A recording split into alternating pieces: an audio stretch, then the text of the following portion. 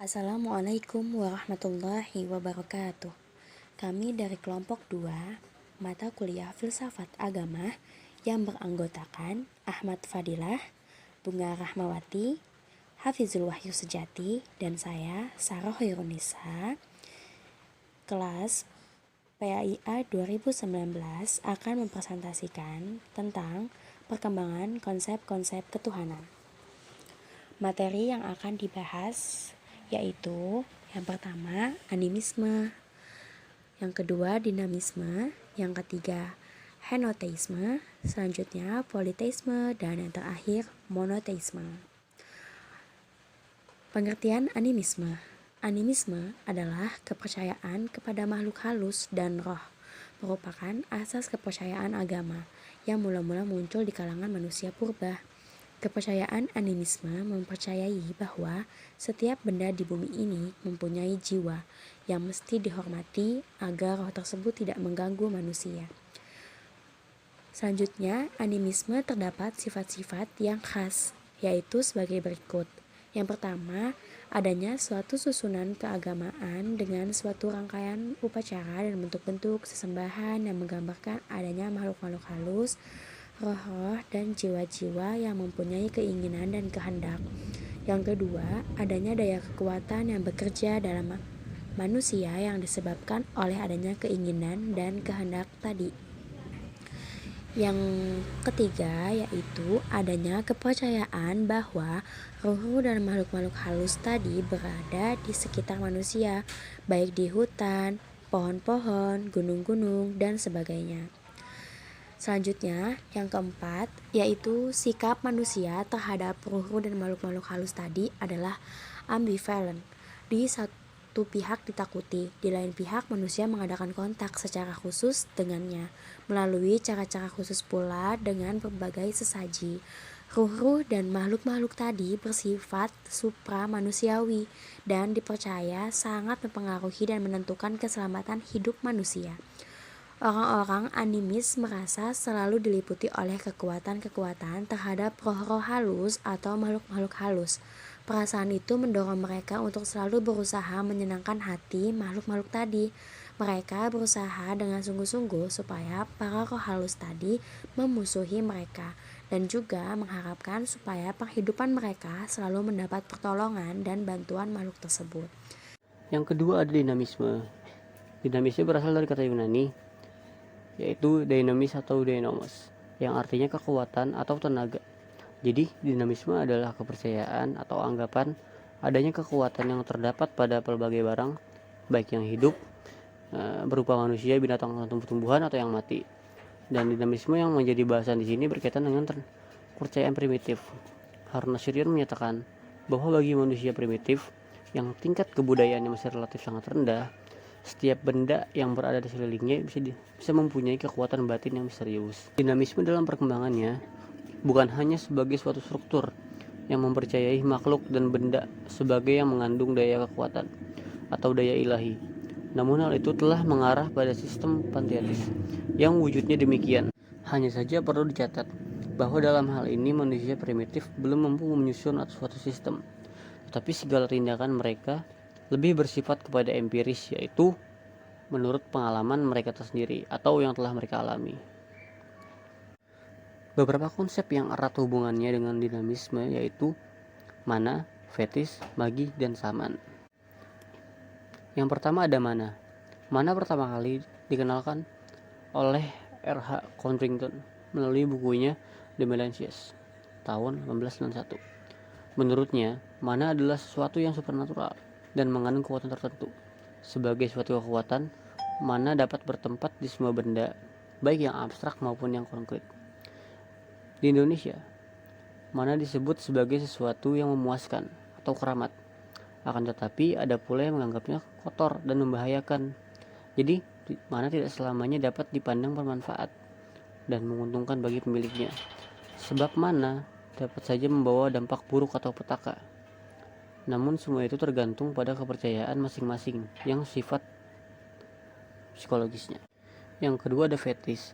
Fetis berasal dari bahasa Portugis, yaitu feitiço, yang berarti jimat, juga pustaka, yaitu suatu yang mengandung daya goib atau benda-benda yang berkualitas. Berbeda dengan mana, fetish sifatnya lebih pada materi dan bergantung pada benda-benda pusaka atau benda-benda berkonkret yang dianggap memiliki nilai keramat seperti keris atau batu akik. Yang ketiga ada magi. Magi yang dimaksud di sini adalah terjemah dari bahasa Inggris yaitu magic.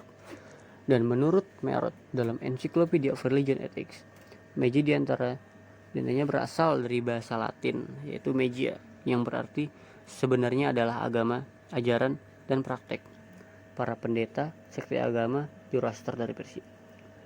Bisa juga berarti pemimpin yang berasal dari kata magu. Tetapi kata magi kemudian berubah menjadi sihir dan di Jawa dikenal sebagai santet. Magi memiliki teknik tersendiri dan terbatas. Mantra, ritus, dan kondisi para pelaku selalu membentuk Tritunggalnya. Jadi, magi ibarat senjata ampuh yang dapat digunakan kapan saja untuk membidik mangsanya. Dan magi ini sifatnya imateri, biasanya digunakan untuk melampiaskan kejahatan sifat manusia lewat hal-hal goib yang membuat orang lain sakit, gila, bahkan kematian. Dan yang terakhir ada dukun atau saman.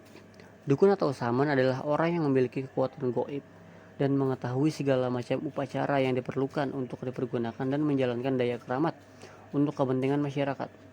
Saman hampir sama dengan dukun, tetapi kekuatan goib yang dimilikinya bersifat ekstatis atau lupa diri dan bekerja sama dengan apa yang disebut depersonalisasi. Artinya, di dalam saman bekerja dan dari saman berbicaralah suatu daya yang memiliki dan menguasai saman itu seluruhnya. Intinya, saman atau dukun memiliki persamaan, yaitu sama-sama berkecimpung dalam hal yang berbau keramat atau goib.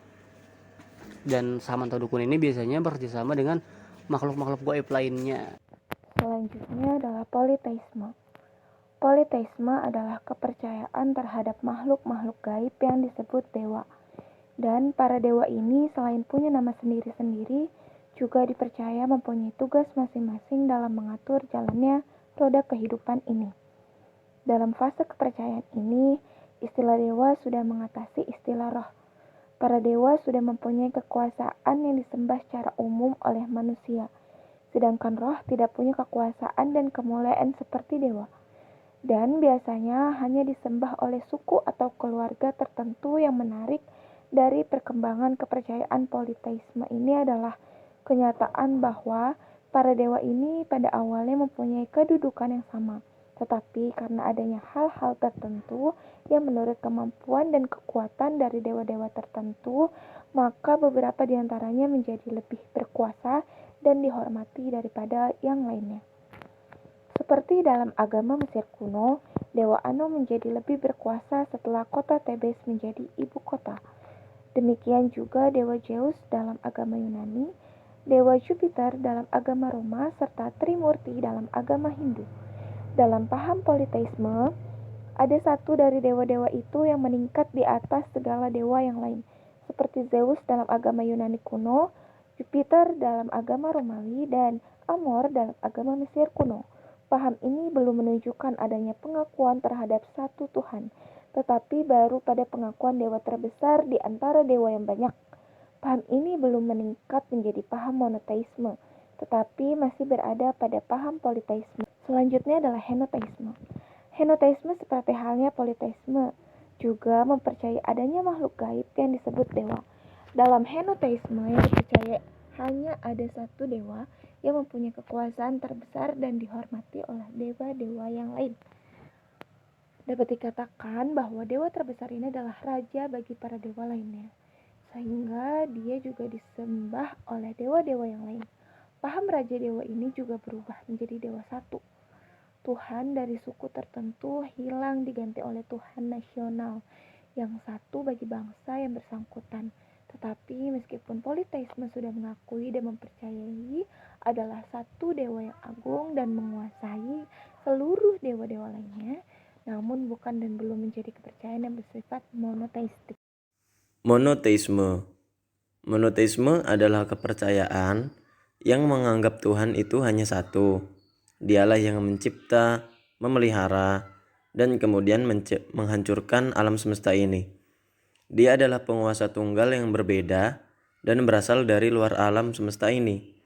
Monoteisme praktis adalah kepercayaan yang tidak mengingkari dewa-dewa lain, tetapi hanya satu Tuhan saja yang diarah dan dipuja. Monoteisme spekulatif adalah kepercayaan yang terbentuk karena bermacam-macam gambaran dewa-dewa lebur menjadi satu gambaran yang akhirnya dianggap sebagai satu-satunya dewa.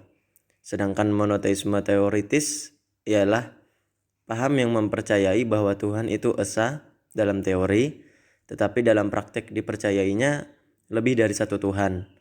Dan terakhir, monoteisme murni adalah paham yang menyatakan bahwa Tuhan itu esa dalam jumlahnya pun sifatnya, dalam teori dan praktek, serta dalam pemikiran dan penghayatan. Terima kasih.